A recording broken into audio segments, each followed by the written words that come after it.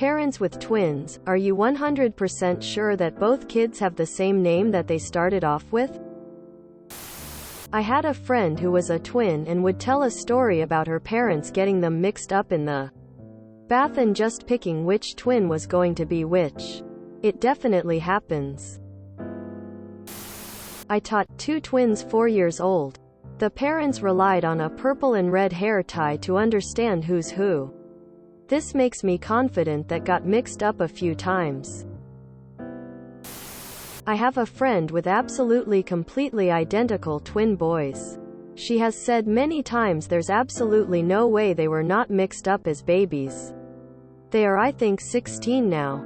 And everyone, even mom and dad, still get them mixed up.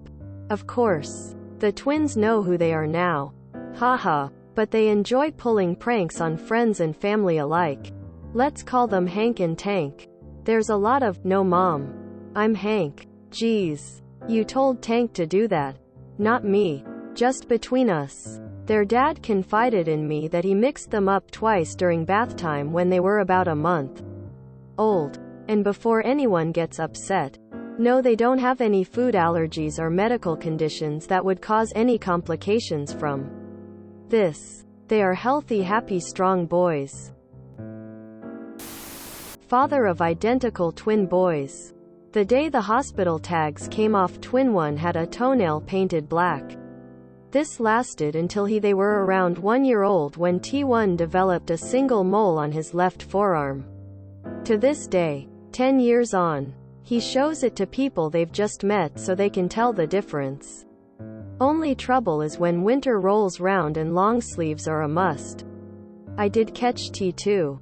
I always suspected he was the evil twin, with a brown felt tip making a small dot on his arm when they were about 4 I never found out what mischief he had been planning. The classic movie Raising Arizona has a running gag about how the parents and kidnappers keep confusing the newborn quintuplets' names. They think Nathan Jr. has been taken, but nobody's completely certain they have the right name. This was my favorite Nick Cage role.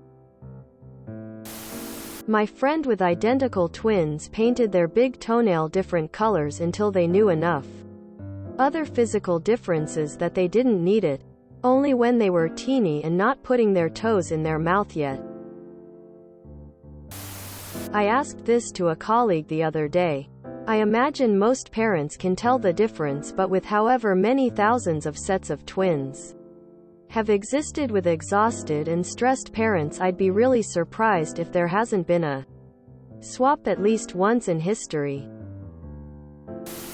My nieces were in car seats on the living room floor when they were a few days old, and I switched them into the opposite seat. I thought someone would notice and we'd all have a good laugh. To my knowledge, no one noticed, and I think they both grew up being the other twin. As an identical twin, I've wondered about this myself.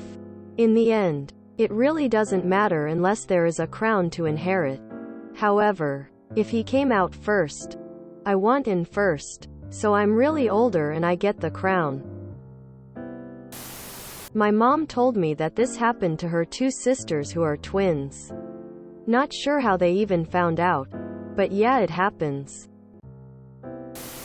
So I had a friend who had posted her identical twins' ultrasound onto Facebook with their names typed over each baby. Sure, when they were born they received those names. But I will never know if the names on the ultrasound match the names given to each twin.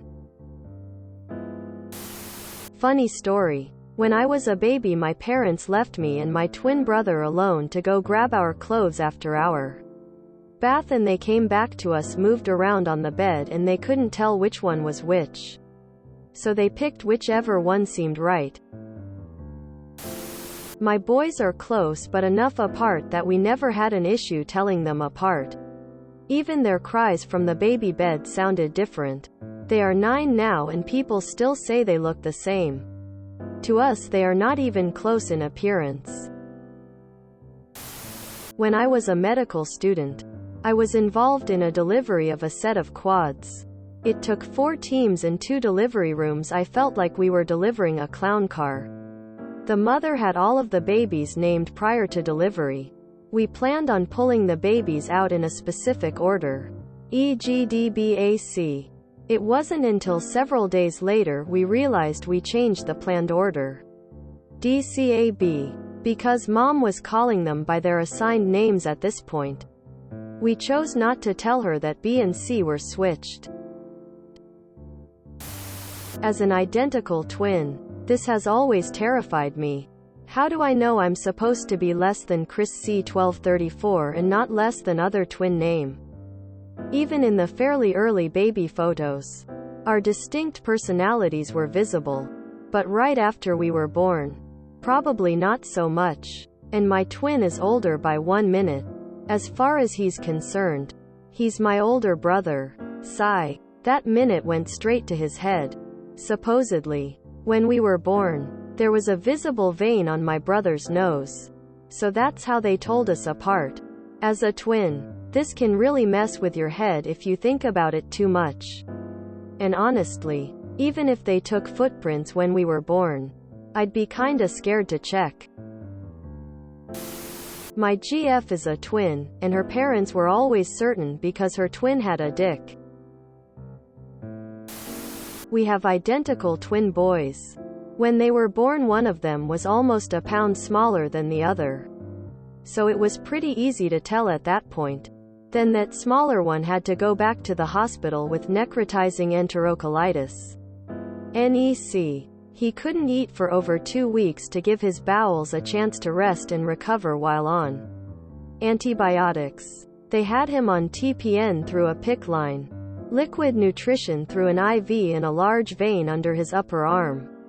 After that much time, he was significantly smaller than his brother for several weeks. Up to a couple of months IIRC. After that it got harder. But that same baby also had a little hemangioma. Bright red birthmark. Usually temporary. In the middle of his back, so if we were ever unsure, which I don't remember happening for more than a minute, and only from across the room, we could take off his shirt and check. By the time the birthmark went away, we were beyond 100% confident we knew who was who without any additional help because of differences in their hairline, cowlicks, face shape, mannerisms, voice, etc. Today one of them, the other one, not the one I've been talking about, has a little mole in the center of his forehead. I usually tell them apart by voice from a distance. But if they're not talking, which is never, that mole gives me a clue. So no, we never had a time where we were less than 100% sure we knew who was who. I was always smaller than my sister because we were preemies and my face shape was different, so it was really easy for my mom and never got us mixed up. Unless you were looking at us from the back. My mom likes to say that we switched ours when they were born.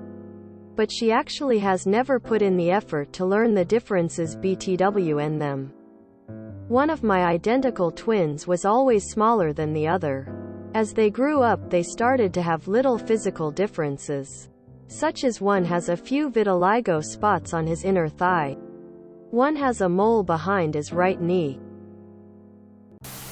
I'm a mirror image identical twin. When my mom brought us home from the hospital, she would mark one of our feet with a marker until she could unmistakably tell us apart. So in my case, I feel confident that I have my correct name. But being a twin, you get so used to being called the wrong name. I basically respond to both of our names. Anyway. If you enjoyed this video, please check out our playlists full of similar content. Epic Haircast is like doom scrolling for your ears. Please like, share, and subscribe.